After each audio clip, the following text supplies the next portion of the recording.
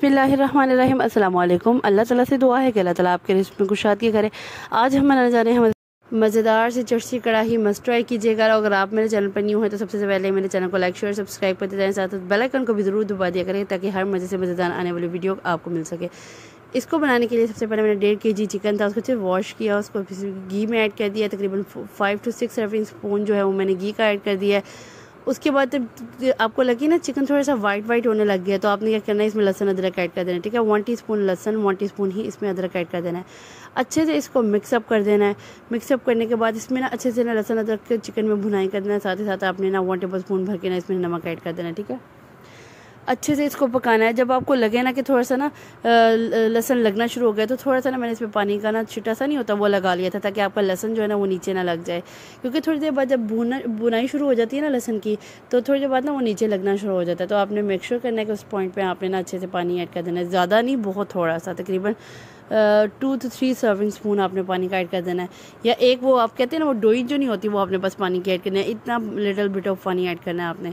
उसके बाद मेरे पास टमाटर थे, तकरीबन 1.5 kg चिकन है उतने ही मैंने टमाटर ले लिया क्योंकि इसी से ग्रेवी बनेगी। ज़्यादा जो आपने ना प्याज ऐड किया ना कुछ ऐड किया, इतनी आसान रेसिपी और क्विकेस्ट रेसिपी है। कुछ भी कटिंग करने की, प्याज को मुश्किल तरीके से ऐड करने की, कटिंग करने की ज़रूरत नहीं होती।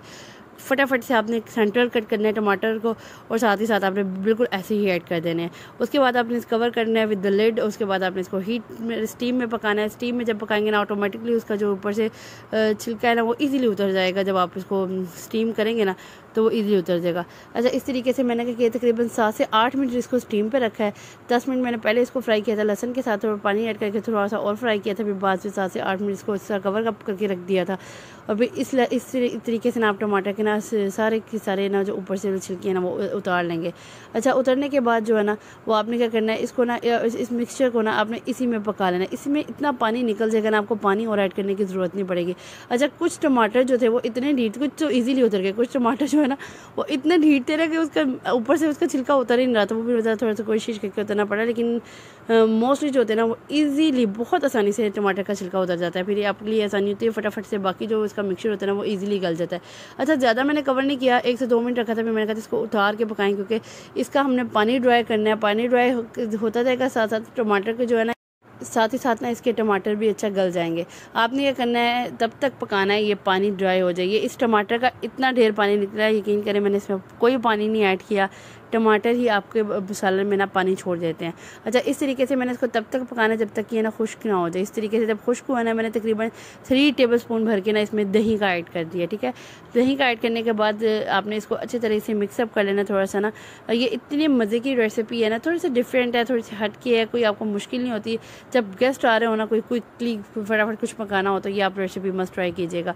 अच्छा, इस तरीके से मैंने दही ऐड करके इसको मिक्सअप कर लिया। उसके बाद आपने ना इसमें काली मिर्च 1 टीस्पून और 1/2 टीस्पून आपने ना इसमें गरम मसाला ऐड कर देना। अच्छा, ये चीज़ें बिल्कुल लास्ट पे आपने ऐड करनी है। और उसके बाद आपने क्या करना है, ज़ीरा 1/2 चम्मच लेनी है और 1/2 चम्मच टीस्पून जो होती है वो आपने ज़ीरा और सूखा धनिया लेना है। उसको अच्छी तरह से आपने पीस लेना है और बिल्कुल लास्ट में ये भी ऐड कर देना है। गरम मसाला, काली मिर्च, ज़ीरा और सूखा धनिया 1/2 टीस्पून ज़ीरा सूखा धनिया लेके वो भी ऐड कर देना है, उसको पीस के अच्छी तरह। ठीक है, बिल्कुल लास्ट पे मेरे पास तकरीबन 2 to 3 सर्विंग स्पून मेरे पास मलाई थी, वो ऐड करके अच्छी तरह से मिक्सअप कर लिया और गार्निश किया विद ग्रीन चिलीज़। आज की रेसिपी मेरी कंप्लीट है। उम्मीद करती हूँ कि आज की रेसिपी आपको मेरी पसंद आई होगी। नेक्स्ट इंशाल्लाह इसी मज़ेदार वीडियो तक के लिए अल्लाह हाफ़िज़।